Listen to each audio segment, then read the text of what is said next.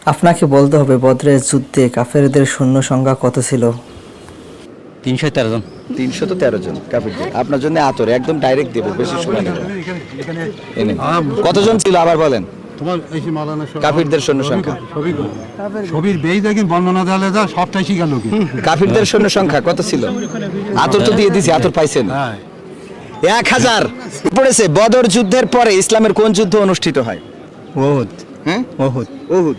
হ্যাঁ, সঠিক উত্তর।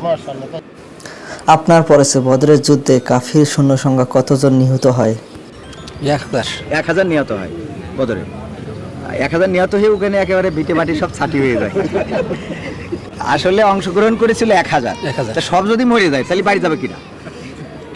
কিছু মরেছে, কিছু তো বেঁচে গেছে।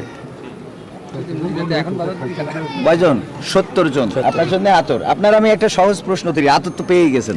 সহজ প্রশ্ন, জানাজার নামাজ কয় তাকবীরে?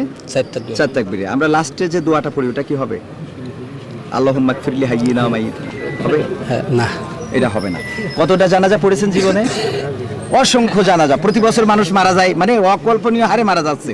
কিছু তো ডাইরেক্ট মারে, আর কিছু ডিডিডি করেও মারা হয়। তো এর পরে তো জানাজায় অংশগ্রহণ করেন, যে কি পড়েন, যে বলেন যে ভাই রে বাপুরে কিছু করতে পারবো না, মেরি ফেলিছে যাও, যা হয় হবে, নাকি জানাজার দোয়াটা শিখতে হবে ভাইজান, ইনশাআল্লাহ।